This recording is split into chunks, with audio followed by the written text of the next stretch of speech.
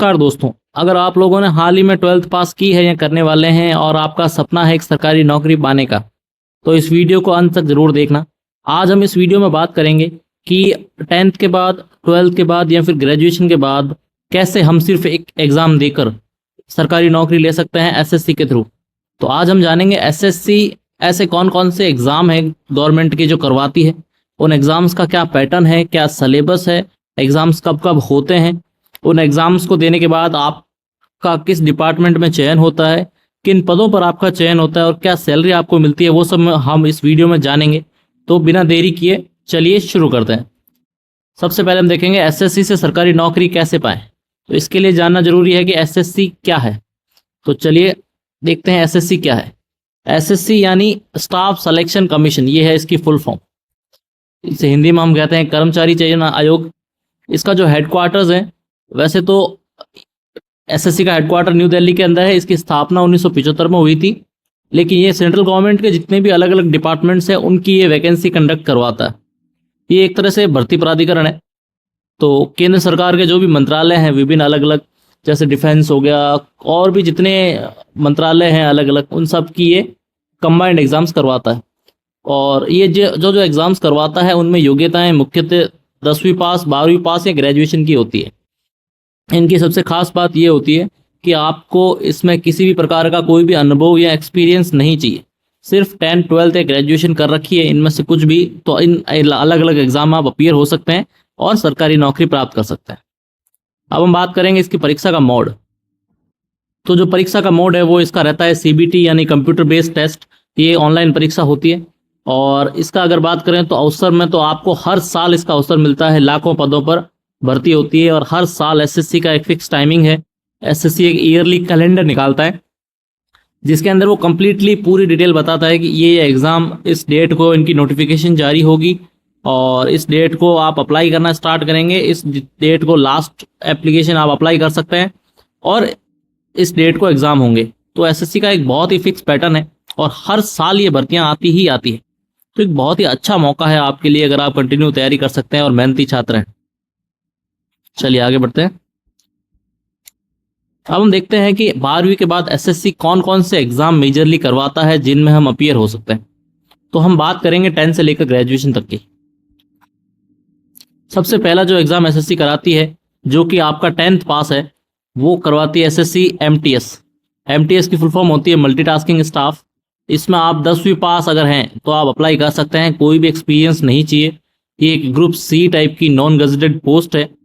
जब आप का सिलेक्शन इसमें हो जाता है तो आपको जो सैलरी की हम बात करें तो इसमें एक पे लेवल 1 की जॉब रहती है, मतलब 18,000 आपका बेसिक रहता है। प्लस जो भी गवर्नमेंट के भत्ते होते हैं, डीए हो गया, एचआरए हो गया और भी जो भी अलाउंसेस है, सब मिला मिलू के आपको जो इन हैंड सैलरी है वो लगभग आपको इसके अंदर मिलती है 30,000 के आसपास। तो एक बहुत ही अच्छी सैलरी है स्टार्टिंग के लिए। और उसमें फिर हर साल आपके अलग अलग इंक्रीमेंट्स लगते रहते हैं। और उसके बाद है जो 12th बेस पे जो एसएससी एग्ज़ाम कंडक्ट करवाती है, वो करवाती है एसएससी सीएचएसएल का, जिसे हम कहते हैं कंबाइंड हायर सेकेंडरी लेवल। इस एग्ज़ाम में अगर आपने सिर्फ 12वीं पास कर रखी है तो आप इसका फॉर्म भर सकते हैं। हर साल इसका फॉर्म आता है और आप सरकारी नौकरी पा सकते हैं। इसमें जब आपका सिलेक्शन होता है तो आप नॉर्मली क्लरिकल पोस्ट पे लगते हैं, जैसे कि एलडीसी हो गया, लोअर डिवीजन क्लर्क, डीईओ हो गया, डाटा एंट्री ऑपरेटर, पीए हो गया, पोस्टल असिस्टेंट, ऐसे हो गया सॉर्टिंग असिस्टेंट। ये पोस्ट डिपार्टमेंट में, भारतीय डाक विभाग में ये भर्तियां रहती है। और भी अलग अलग जितने सेंट्रल गवर्नमेंट के डिपार्टमेंट है, इनकम टैक्स हो गया, अदर में आगे बताऊंगा कौन कौन सा और डिपार्टमेंट है, उनमें आप लगते हो। और इसमें जब आप जॉब लगने के बाद अगर सैलरी की बात करें तो इसमें जो सैलरी है वो आपकी पे लेवल 2 से लेकर पे लेवल 4 तक की आपकी रहती है। मतलब अगर आप पे लेवल 2 पे लगते हैं तो आपका 19,900 बेसिक रहता है। उसके ऊपर आपके डीए और वो सब जुड़ते हैं, तो लगभग आपकी एचआरए प्लस मिला के 35,000 या 40,000 के आसपास आपकी सैलरी रहती है। एक बहुत अच्छी सैलरी है और एक बहुत अच्छी जॉब है। उसके बाद हम बात करें तो एसएससी एक और एग्ज़ाम कराती है जिसे हम कहते हैं एसएससी सीपीओ यानी सेंट्रल पुलिस ऑर्गेनाइजेशन। तो ये एग्ज़ाम होता है ग्रेजुएशन बेस। इसका सबसे खास बात यह है कि इसमें आप लगते हैं सब इंस्पेक्टर। सब इंस्पेक्टर आप किस में लगते हैं? जो पैरामिलिट्री फोर्सेज होती है, मतलब other than defence, army, air force और नेवी को छोड़ के जितने भी फोर्सेज हैं इंडिया की, जैसे CAPF, BSF, CISF, ITBP, SSB, ये सारे अलग अलग डिपार्टमेंट हैं। इन डिपार्टमेंट और दिल्ली पुलिस सबसे अच्छी पोस्ट है इसकी, दिल्ली पुलिस। दिल्ली पुलिस में आप सब इंस्पेक्टर लग सकते हैं एसएससी सीपीओ के थ्रू। ये आपकी रैंक डिसाइड करती है। अगर आपकी रैंक बहुत अच्छी है तो आपको दिल्ली पुलिस मिल जाती है, और उसके अलावा आपको अगर रैंक थोड़ी सी नीचे है तो फिर आपको सीआईएसएफ मिलती है। उसके ऊपर आपकी प्रेफरेंसेस है कौन सा आप भरना चाहें। लेकिन अगर आपको यूनिफॉर्म का शौक है, आपको एक जुनून है कि आपको देश की सेवा करनी है और यूनिफॉर्म और बेल्ट की जॉब चाहिए, तो एक बहुत ही अच्छा मौका है आपके लिए। और ये लगभग पे लेवल 6 की जॉब रहती है, और इसमें 35,400 से आपका बेसिक स्टार्ट होता है। प्लस आपकी जो सैलरी की अगर बात करूँ तो इन हैंड सैलरी आपकी लगभग 60,000 के आसपास इसमें बन जाती है। एक बहुत ही अच्छी सैलरी है। प्लस सेंट्रल गवर्नमेंट के जितने भी पर्क्स हैं वो आपको इसमें मिलते हैं। सीपीओ के बाद अगर बात करें, एक और एग्जाम जो एसएससी कराती है, और एसएससी का सबसे जो इंपॉर्टेंट एग्जाम है, सबसे बड़ा एग्जाम है, वो है एसएससी सीजीएल, जिसे हम कहते हैं कंबाइंड ग्रेजुएट लेवल। इसमें भी आपको सिर्फ ग्रेजुएशन चाहिए, कोई एक्सपीरियंस नहीं चाहिए। और इसमें आप सेंट्रल गवर्नमेंट के जितने भी अदर डिपार्टमेंट्स हैं, मेजर डिपार्टमेंट्स हैं, जिन्हें हम सिविल डिपार्टमेंट्स भी कह सकते हैं, तो उन डिपार्टमेंट्स में आप लग सकते हैं। अलग अलग पोस्टें होती है, जिसमें इंस्पेक्टर की पोस्टें होती है, ऑडिटर की होती है, अकाउंट ऑफिसर्स की होती है, एएसओ की होती है। इसमें आप शायद इंटेलिजेंस ब्यूरो की भी कुछ पोस्टें आती है, सीबीआई की कुछ पोस्टें आती है, उनमें आप लग सकते हैं। और बहुत ही प्रेस्टिजियस जॉब है ये, और बहुत ही अच्छा सुनहरा अवसर आपके लिए हर साल आता है ये एग्ज़ाम। इसमें आपकी पे लेवल जॉब जो लगभग लेवल 4 से लेवल 8 तक रहती है, का आप अगर पे लेवल 4 पे लगते हैं तो आपकी 50,000 के आसपास सैलरी रहती है। और जितना आप हायर पे लेवल पे जाते हैं उतनी आपकी सैलरी बढ़ती जाती है। तो इसमें बेसिकली 50,000 से लेकर 1 सवा लाख तक की सैलरी आपको अलग अलग पोस्टों पे मिलती है। बहुत ही अच्छा एग्जाम है ये। उसके अलावा अदर जो एग्जाम्स कराती है, ये तो नॉर्मल आपके सिर्फ 10 12 और ग्रेजुएशन बेस्ड एग्जाम थे। इसके अलावा कुछ एग्जाम एसएससी स्किल बेस्ड करवाती है, जैसे एक जेई एसएससी स्टेनो का एग्जाम भी करवाती है, जिसे हम स्टेनोग्राफर बोलते हैं, स्टेनोग्राफर ग्रेड बोलते हैं। इसमें आपको सिर्फ 12वीं पास चाहिए, लेकिन इसके साथ ही आपको स्टेनोग्राफी आनी चाहिए। स्टेनोग्राफी जिसे हम शॉर्ट हैंड कहते हैं, जो आप सीख सकते हैं बहुत ईजीली। और अगर आप सीख लेते हैं आप वो, और 12वीं पास आप हैं, तो आप इस एग्ज़ाम के लिए अप्लाई कर सकते हैं। इसमें आप स्टेनोग्राफर लगते हैं नॉर्मली किसी भी डिपार्टमेंट में, जो स्टेनोग्राफर लगते हैं, और उसके बाद आप पीएस बन जाते हैं, प्राइवेट सेक्रेटरी, और वो सब स्टेनोग्राफर ही होते हैं। एक बहुत अच्छी जॉब है, और ये जॉब, इस जॉब में कंपटीशन बहुत कम होता है, क्योंकि 10 12 तो ग्रेजुएशन आज के टाइम में सबने कर रखी होती है और सब एग्जाम भरते हैं, तो कंपटीशन थोड़ा टफ रहता है। लेकिन स्टेनोग्राफी और एक ये ऐसी स्किल है शॉर्ट हैंड, जो हर कोई नहीं सीखता है। 12th के बाद अगर आपने शॉर्ट हैंड टाइपिंग सीख ली, स्टेनोग्राफी सीख ली, तो आपका इसमें आधा कंपटीशन ऐसे ही कट जाएगा। इस एग्ज़ाम के थ्रू आप इजीली गवर्नमेंट जॉब पा सकते हैं। उसके अलावा एक और जो एग्ज़ाम एसएससी कराती है, वो कराती है जेई का, जिसे हम कहते हैं जूनियर इंजीनियर। तो इसमें आपको कुछ नहीं, डिप्लोमा और बीटेक चाहिए होती है, जो भी कंसर्न फील्ड है। उसके बाद आप जूनियर इंजीनियर की पोस्ट पे लगते हैं, और ये भी पे लेवल 6 की जॉब है। एक बहुत अच्छी सैलरी इसमें मिलती है आपको, और बहुत ही अच्छी जॉब है। तो ये एक ओवरव्यू था कि ये एग्ज़ाम करवाती है एसएससी। अब हम आगे इन एग्ज़ाम्स के बारे में और डिटेल में जानेंगे। चलिए, अब हम देखते हैं कि आपकी योग्यता के अनुसार आपको कौन कौन सा एग्ज़ाम चुनना चाहिए, और कौन कौन सा एग्ज़ाम आपके लिए बहुत अच्छा रहेगा। तो ध्यान दें कि सीजीएल, सीपीओ और जेई सीधे 12th के बाद नहीं मिलते, इनके लिए चाहिए आपको ग्रेजुएशन। एमटीएस और सीएचएसएल आप 12th बेस पे दे सकते हैं, और बाकी अदर एग्जाम के लिए आपको ग्रेजुएशन चाहिए। तो 10वीं पास के लिए, जैसे कि मैंने बताया, एसएससी एमटीएस है। 12th पास के लिए एसएससी सीएचएसएल है, स्टेनोग्राफर है, और ग्रेजुएशन जिसमें कोई भी डिग्री आपकी चलेगी, उसमें आप एसएससी सीजीएल सीपीओ का अप्लाई कर सकते हैं। और आपके डिप्लोमा या बीटेक इंजीनियरिंग कर रखा है तो आप एसएससी जेई के लिए अप्लाई कर सकते हैं। 12वीं के बाद बेस्ट ऑप्शन रहता है, सबसे अच्छा ऑप्शन है सीएचएसएल, क्योंकि सबसे ज़्यादा इसमें पद आते हैं, अच्छी सैलरी मिलती है, और डायरेक्ट 12th एलिजिबिलिटी है, कोई एक्सपीरियंस नहीं मांगते। एसएससी स्टेनोग्राफी स्किल बेस्ड है, कम कंपटीशन रहता है, और अच्छी पोस्टिंग मिलती है आपको। और एज ए बैकअप आप चुन सकते हैं कि एसएससी एमटीएस 10वीं के पास आप इजीली लग सकते हैं, आसान है, सेफ है, और एक बहुत ही अच्छी जॉब इसमें आपको मिलती है। अब हम देखते हैं डिटेल्ड वाइज कि भाई किस किस जो ये एग्ज़ाम है, इन एग्ज़ाम में क्या क्या पैटर्न रहता है, और कैसे इनके बारे में क्या क्या पूरी जानकारी है वो देखते हैं। तो सबसे पहले हम बात करते हैं एसएससी एमटीएस, यानी मल्टीटास्किंग स्टाफ। तो एसएससी एमटीएस के अंदर, जैसा कि मैंने आपको बताया, सिर्फ 12th पास चाहिए किसी भी बोर्ड से, आप 10th पास होने चाहिए, सॉरी। और एज क्राइटेरिया की अगर बात करूं तो इसमें आपके 18 से 25 वर्ष का एज क्राइटेरिया है। और जो ओबीसी, एससी, एसटी है, जो कास्ट रिलैक्सेशन जो मिलता है कास्ट बेस्ड, वो आपको रिलैक्सेशन यहाँ मिलने वाला है। तो यूजुअली जो होता है जैसे SC ST शायद 5 साल का होता है और OBC को 3 साल का होता है, तो वो आपको एज रिलैक्सेशन इसमें मिल जाता है। पे लेवल आप 1 की जॉब रहती है, 18,000 से आपका बेसिक स्टार्ट हो जाता है, प्लस DA मिलते हैं, जैसा कि मैंने बताया 30,000 के आसपास आपकी इसमें सैलरी रहती है। और जॉब लोकेशन की बात करूँ तो पूरे इंडिया में आपकी कहीं भी हो सकती है, मेजरली जितने भी, क्योंकि सेंट्रल गवर्नमेंट की जॉब है तो सेंट्रल गवर्नमेंट के जितने भी डिपार्टमेंट्स है ऑल इंडिया कहीं भी है, तो कहीं भी पोस्टिंग आपकी हो सकती है। अब इसका अगर हम बात करें सिलेक्शन प्रोसेस की, तो इसमें स्टेज 1 होता है जिसमें एग्ज़ाम होता है कंप्यूटर बेस्ड। तो इसमें एक ही एग्ज़ाम है और 2 सेशन होते हैं उसमें। सेशन 1 होता है रीजनिंग प्लस न्यूमेरिकल एबिलिटी, और सेशन 2 होता है इंग्लिश प्लस जनरल अवेयरनेस। उसके बाद इसमें स्टेज 2 होता है सिर्फ कुछ पोस्टों के लिए। वैसे तो इसमें एक ही एग्ज़ाम होता है मेजरली जितनी भी पोस्ट है उनके लिए, लेकिन इसमें एक पोस्ट होती है हवलदार, उसके लिए आपका फिजिकल टेस्ट होता है। जिन्होंने भी उस पर्टिकुलर पोस्ट के लिए ऑप्ट करते हैं लोग, उनके लिए PET PST होता है, फिजिकल एंड्योरेंस टेस्ट होता है। तो इसमें कोई भी डिस्क्रिप्टिव पेपर नहीं है, पहले 2022 से पहले इसमें होते थे, लेकिन उसके बाद बंद कर दिए गए। अगर मैं बात करूं आपकी पोस्टिंग की, तो इसमें जैसे मेजरली रेलवेज हो गया, डिफेंस हो गया, CBIC हो गया, मिनिस्ट्री हो गया, पियोन हो गया, दफ्तरी हो गया, जमादार, ये सब आपको पद मिलते हैं और ये सब डिपार्टमेंट इसमें होते हैं। चलिए आगे बढ़ते हैं। इसके बाद हम बात करते हैं SSC CHSL। SSC CHSL यानी कंबाइंड हायर सेकेंडरी लेवल।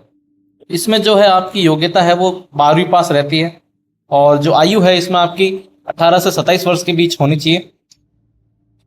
और जो पे लेवल है 2 से लेकर 4 तक है, जैसा मैंने बताया, और इसमें भी ऑनलाइन एग्जाम होता है। तो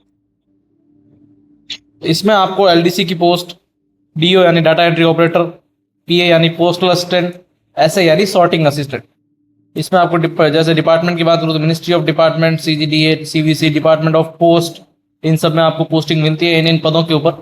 सिलेक्शन प्रोसेस इसका टायर 1 है, CBT बोलते हैं जिसे, कंप्यूटर बेस्ड टेस्ट होता है, एक क्वालिफाइंग स्टेज होता है। इसका टायर 2 ऑब्जेक्टिव होता है, वो भी एक कंप्यूटर बेस्ड टेस्ट है। और उसके बाद इसमें टायर 2 में क्या होता है, स्किल होती है, स्किल टाइपिंग टेस्ट। पहले आपको एग्जाम देना होगा, एग्जाम के बाद आपकी टाइपिंग होगी, उसके बाद आपकी डॉक्यूमेंट वेरिफिकेशन, और उसके बाद आपकी डायरेक्ट जॉब। चलिए आगे बढ़ते हैं। तो ये था CHSL के बारे में। अब हम बात करते हैं SSC CPO के बारे में, यानी सेंट्रल पुलिस ऑर्गेनाइजेशन। तो इसमें किसी भी आपको ग्रेजुएशन चाहिए किसी भी मान्यता प्राप्त यूनिवर्सिटी से, और जो एज क्राइटेरिया है वो आपका इसमें होना चाहिए 20 से 25 वर्ष के बीच। पे लेवल इसमें आपका रहने वाला है 6, जो लगभग 35,000 आपका बेसिक रहेगा। बत्ते होते मिला के इसमें आपकी 60 के आसपास सैलरी बन जाएगी, उससे ऊपर ही जाएगी। लेकिन इसमें एक फिजिकल रिक्वायरमेंट्स होती है, इसमें रनिंग होती है, आपकी हाइट होती है और चेस्ट रिक्वायर्ड होती है। तो इन चीज़ों का आपको ध्यान रखना है। अगर आपको वर्दी पसंद है और बेल्ट की जॉब चाहिए तो एक बहुत ही सुनहरा मौका आपके लिए रहने वाला है। अब इसमें हम देखेंगे कि आपको किन किन फोर्सेज में पोस्टिंग आपको मिलती है। तो इसके अंदर BSF है, CISF है, CRPF है, ITBP है, SSB है और दिल्ली पुलिस। इनमें आपको पोस्टिंग मिलती है सब इंस्पेक्टर के पद पर। तो सबसे इम्पोर्टेंट जो पोस्ट है इसमें दिल्ली पुलिस की रहती है। तो ये आप इजीली अगर मेहनत करें और आप इजीली पा सकते हैं जॉब। इसके सिलेक्शन प्रोसेस की बात करूं तो पेपर 1 आपका कंप्यूटर बेस्ड टेस्ट होता है ऑब्जेक्टिव। उसके बाद आपका फिजिकल एंड्योरेंस टेस्ट होता है, फिजिकल टेस्ट होता है। उसके बाद एक पेपर और होता है जिसमें आपका CBT होता है। ये भी उसमें सिर्फ इंग्लिश कंप्रहेंशन आता है, सिर्फ इंग्लिश के क्वेश्चंस आते हैं। और उसके बाद आपका मेडिकल एग्जाम होता है, और उसके बाद आपके हाथों में जॉब। तो ये था SSC CPO के बारे में। चलिए अब देखते हैं SSC CGL के बारे में, यानी कंबाइंड ग्रेजुएट लेवल। तो इसका क्या प्रोसेस है, ये ग्रेजुएशन लेवल का एग्जाम है। 12वीं के बाद ग्रेजुएशन कंप्लीट करने के बाद आप इसमें अप्लाई कर सकते हैं। बहुत ही प्रीमियम ये जॉब रहने वाली है। तो इसमें अगर योग्यता की बात करें तो आप कोई भी ग्रेजुएशन रिकॉग्नाइज यूनिवर्सिटी से आपने कर रखी है तो आप इसके लिए एलिजिबल हैं, कोई एक्सपीरियंस नहीं चाहिए। एज क्राइटेरिया आपका 18 से 32 वर्ष के बीच है, पोस्ट वाइज होता है, अलग अलग है, और एज रिलैक्सेशन भी मिलती है आपको जो भी आपका कैटेगरी वाइज। उसके बाद जो है इसमें हाईएस्ट पे जैसे हम बात करें तो पे लेवल 8 तक की इसमें जॉब है 47,000। जैसे जो मिनिस्ट्रीज में ASO लगते हैं, असिस्टेंट सेक्शन ऑफिसर, तो उनकी जैसे अगर हम पे की बात करें तो 47,000 से बेसिक स्टार्ट होता है। मतलब इनकी सैलरी लगभग 1 लाख के आसपास इनकी जाती है सैलरी। तो एक बहुत ही अच्छी और प्रीमियम जॉब इसमें आपको मिल सकती है। अब देखते हैं इसमें कौन कौन सी जॉब्स आपको किन किन पदों पर कौन कौन से डिपार्टमेंट मिलते हैं। तो इसमें पे लेवल 4 से मैंने बताया पे लेवल 8 तक की जॉब्स हैं। आपको इनकम टैक्स डिपार्टमेंट मिल सकता है, सीएजी कैग मिल सकता है, सीबीआई में भी आप पोस्टें आती है इसकी, और एमईए जो मिनिस्ट्री ऑफ एक्सटर्नल अफेयर उसमें भी इसकी पोस्टें हैं, और जो CBT central board of direct taxes उसमें भी इसकी पोस्टें आती है। और आप किन किन पदों पर लगते हैं, इनकम टैक्स इंस्पेक्टर बन सकते हैं, असिस्टेंट ऑडिट ऑफिसर बन सकते हैं, सब इंस्पेक्टर इन सीबीआई बन सकते हैं, एएसओ असिस्टेंट सेक्शन ऑफिसर बन सकते हैं, टैक्स असिस्टेंट बन सकते हैं। तो ये सारे मेजरली पद इसमें रहते हैं। तो अगर आपकी ग्रेजुएशन है तो इस एग्ज़ाम को आप टारगेट करें और इजीली आप 4 5 से 6 महीने की तैयारी में आप इजीली निकाल सकते हैं अगर आप मेहनती हैं तो चलिए आगे बढ़ते हैं। ये था सीजीएल के बारे में। अब हम बात करेंगे एसएससी स्टेनोग्राफी और जूनियर इंजीनियर के पद के बारे में। तो जूनियर स्टेनोग्राफी में जैसे आप बताया मैंने आपको 12वीं पास योग्यता होनी चाहिए।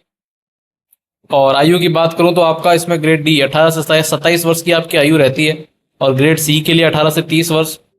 और स्किल टेस्ट इसमें चाहिए होता है, जो शॉर्ट हैंड टाइपिंग होती है वो इंग्लिश में आपकी 100 वर्ड्स पर मिनट होनी चाहिए, और हिंदी में 80 वर्ड्स पर मिनट आपकी शॉर्ट हैंड होनी चाहिए। पे लेवल मैंने होता है 4 से 6 तक का इसका होता है। ग्रुप डी के लिए लेवल 4 होता है, ग्रुप सी के लिए लेवल 6 होता है। तो पोस्टिंग्स इसकी कहाँ होती है, पार्लियामेंट हो गया, सेक्रेटरीट हो गया, सीबीआई, इंटेलिजेंस ब्यूरो, इन सब में आपकी पोस्टिंग होती है। तो बहुत ही अच्छी जॉब है ये भी। अब हम बात करते हैं एसएससी जेई यानी जूनियर इंजीनियर की। तो इसमें जैसे कि मैंने आपको बताया योग्यता चाहिए आपको डिप्लोमा बीटेक सिविल मैकेनिकल या इलेक्ट्रिकल में। उसके बाद आपकी जो आयु है वो 18 से 32 वर्ष होनी चाहिए, और पे लेवल ये 6 की जॉब है। 35,000 से आपकी बेसिक स्टार्ट है और लगभग 17,000 के आसपास की सैलरी आपकी बनती है। डिपार्टमेंट की अगर बात करूं तो आप CPWD, MES, CWC, department of post, NHI, NHAI, इन सब में आप ले सकते हैं। और सिलेक्शन की अगर बात करूं तो इसमें पेपर 1 होता है आपका कंप्यूटर बेस्ड टेस्ट, पेपर 2 होता है आपका कंप्यूटर बेस्ड टेस्ट और ऑब्जेक्टिव। ठीक है, तो ये थे एसएससी के जो पद। अब हम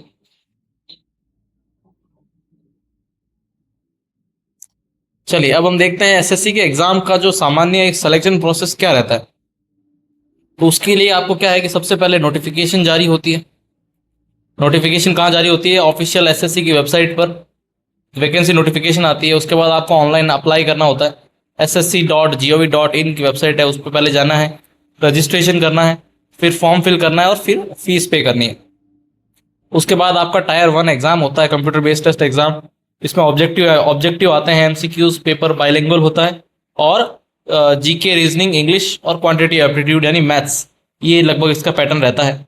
और एग्जाम वाइज अलग अलग होता है, जैसे मैथ्स, इंग्लिश, डिस्क्रिप्टिव है, स्किल टेस्ट, डॉक्यूमेंट उसके बाद होता है डॉक्यूमेंट वेरिफिकेशन, आपके ओरिजिनल डॉक्यूमेंट्स प्लस जो भी सर्टिफिकेट्स होते हैं वेरीफाई होते हैं।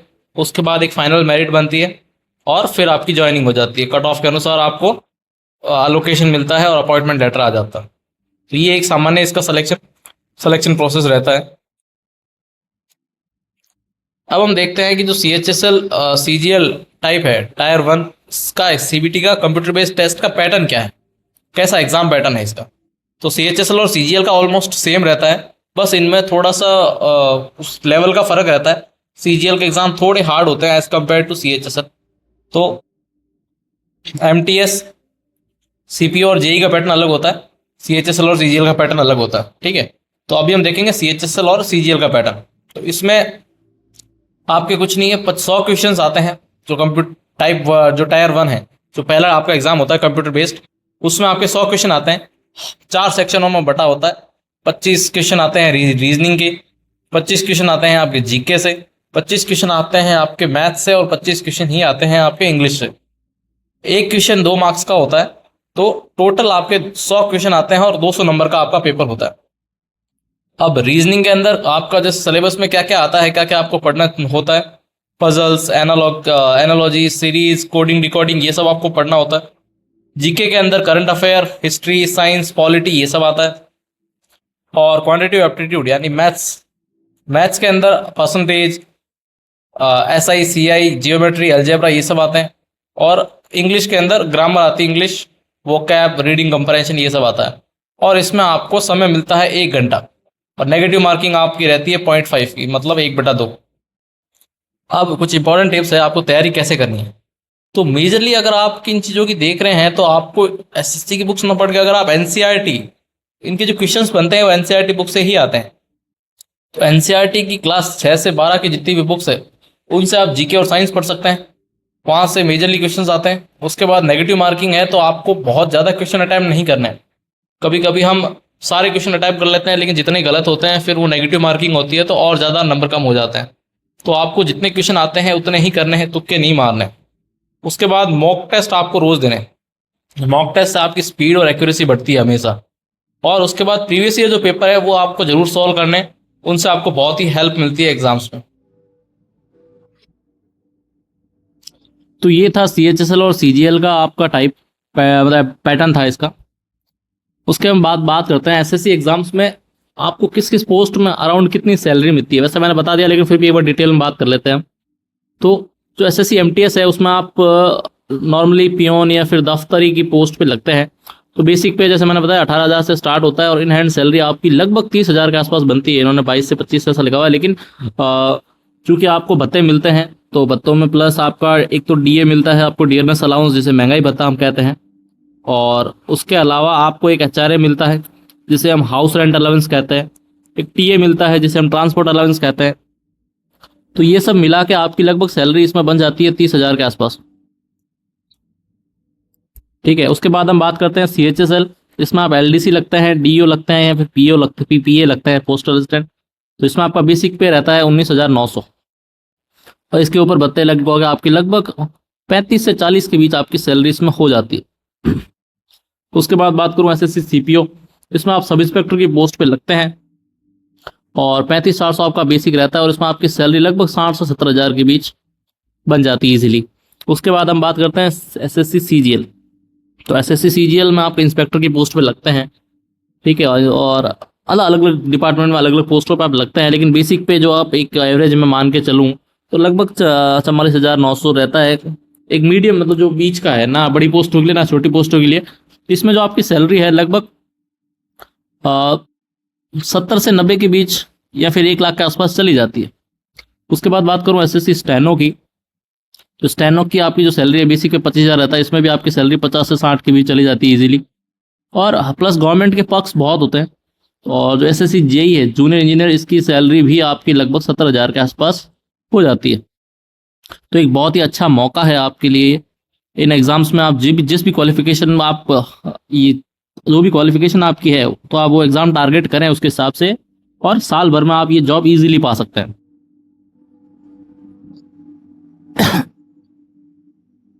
अब हम देखेंगे कि आपको अप्लाई कैसे करना है, आपको वेबसाइट कौन सी है SSC की और क्या क्या डॉक्यूमेंट्स आपको अप्लाई करने के लिए चाहिए होते हैं।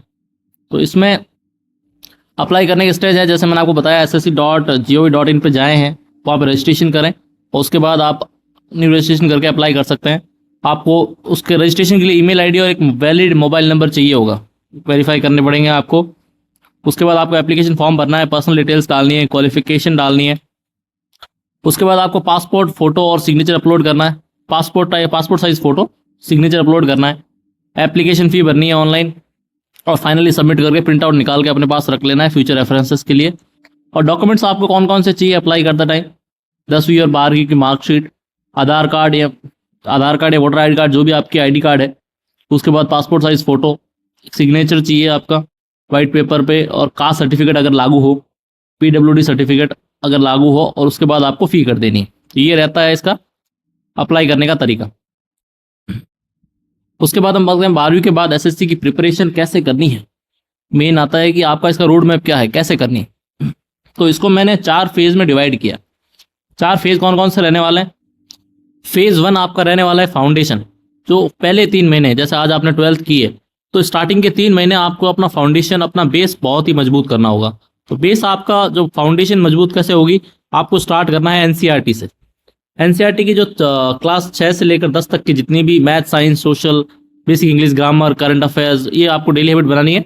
और बेसिक आपको 3 महीनों के अंदर फाउंडेशन तैयार करना है एक अच्छा सा। उसके बाद फेज़ 2 की मैं बात करूँ तो कोर प्रिपरेशन, इसमें आपको 3 से 6 महीने लगेंगे, मतलब 3 महीने हो गए। और उसके अगले जो 3 महीने हैं उसमें आपको सब्जेक्ट वाइज प्रैक्टिस करनी है, मॉक टेस्ट स्टार्ट करने हैं और प्रीवियस ईयर के पेपर्स है वो भी सॉल्व करना स्टार्ट करना है। तो ये 6 महीनों में आपका 2 फेज़ खत्म होता है। उसके बाद आपका फेज 3 में क्या होता है? फेज 3 में आपको अगले 3 महीने यानी 6 से 9 महीने के बीच में आपको रिवीजन करना है और प्रैक्टिस करनी है। फेज 1 में आपको फाउंडेशन बनाना है, फेज 2 में आपको एक बार कोर्स और जो भी सिलेबस है वो कवर करना है पूरा। उसके बाद फेज 3 में आपको रिवीजन करना है और प्रैक्टिस करनी है जितनी हो सके। जो भी आपके वीक एरियाज हैं उनको उन पर फोकस करना है, स्पीड और एक्यूरेसी बढ़ानी है और फुल लेंथ टेस्ट आपको डेली लगाना है। इससे आपका पूरा रिवीजन हो जाएगा और प्रैक्टिस हो जाएगी। उसके बाद आता है आपका लास्ट फेज 4। फेज 4 में आप एग्जाम के लिए रेडी हैं अगले 3 महीनों में, यानी कि 9 से 12। तो आप एग्जाम के लिए फुली रेडी हैं। बस उस टाइम आपको फाइनल रिवीजन करना है, एरर एनालाइज करना है, मेंटल और फिजिकल फिटनेस भी साथ में मेंटेन रखनी है ताकि आप पूरे फोकस के साथ एग्जाम दे पाएँ। और साथ साथ में मॉक आपको डेली लगाना है। तो ये आपका एक रहता है पूरा फेज, इस तैयारी का रोड मैप रहता है। अगर आप इसको कवर कर लें, इस फेज के हिसाब से पढ़ाई कर लें, 12वीं के बाद 1 साल में आप बहुत ही इजीली गवर्नमेंट जॉब पा सकते हैं। लोग सालों साल मेहनत करते हैं, लगे रहते हैं, जॉब नहीं लगते। उनके रीज़न यही है कि वो प्रॉपर इन चीज़ों को फॉलो नहीं करते हैं, या तो वो अपना फाउंडेशन अच्छे से नहीं बनाते हैं, या फिर वो मॉक नहीं लगाते हैं, रिवीजन नहीं करते हैं, अपने वीक एरियाज पे फोकस नहीं करते हैं। तो इस वजह से वो लोग सालों साल तैयारी करते रहते हैं लेकिन जॉब नहीं लगती है। इन 4 फेज को अगर आप फॉलो कर लें तो विद इन 1 ईयर आपकी जॉब बहुत ही इजीली लग सकती है। तो ये था एक ओवरव्यू एसएससी के बारे में कि एसएससी क्या होती है और आप एसएससी के थ्रू कैसे सरकारी नौकरी प्राप्त कर सकते हैं। उम्मीद करता हूँ ये वीडियो आपको पसंद आया होगा। अगर ये वीडियो आपको पसंद आया है तो अपने दोस्तों के साथ भी शेयर करना ना भूलें और इस वीडियो को लाइक करें, शेयर करें, कमेंट करें और कमेंट करके बताएं कि आप कौन से एग्ज़ाम को टारगेट करना चाहते हैं, किस एग्ज़ाम के लिए आप तैयारी कर रहे हैं, या फिर अगर आपने इनमें से कौन सा एग्ज़ाम अब तक दिया है। और इसके अलावा भी अगर आपको कोई डाउट है जो आप पूछना चाहते हैं तो वो भी आप कमेंट कर सकते हैं। मैं आपका कमेंट का जवाब देने की कोशिश करूँगा। तो हमारा चैनल है विजन रोजगार समाचार। इस पर मैं डेली वीडियोस डालता हूँ। Daily government job updates regarding जो भी नई नई गवर्नमेंट ऑफ जॉब्स और भर्तियाँ आती हैं उनके बारे में वीडियोस बनाता हूँ। तो आप चैनल को सब्सक्राइब कर लें ताकि आप कोई भी जो गवर्नमेंट भर्ती है वो मिस ना करें। और इसके अलावा आप हमारे अदर प्लेटफॉर्म्स है जैसे यूट्यूब है, टेलीग्राम है, इंस्टाग्राम है और अदर व्हाट्सएप कम्युनिटी भी है। तो ये सारे चैनल आप ज्वाइन कर सकते हैं। हमारा जो यूट्यूब है उसके जो कैप्शन के अंदर आपको डिस्क्रिप्शन के अंदर सारी डिटेल्स मिल जाएगी। तो आप हमारा टेलीग्राम चैनल ज़रूर ज्वाइन कर लें क्योंकि यहाँ पे मैं डेली गवर्नमेंट जितनी भी जॉब्स है उसके रिगार्डिंग वीडियोस डालता रहता हूँ। तो वहाँ से आपको ईजिली किसी भी अगर कोई नई भर्ती आई है तो उसके बारे में जानकारी मिल जाएगी और आप उसके लिए अप्लाई कर सकते हैं। तो आज के लिए बस इतना ही। धन्यवाद।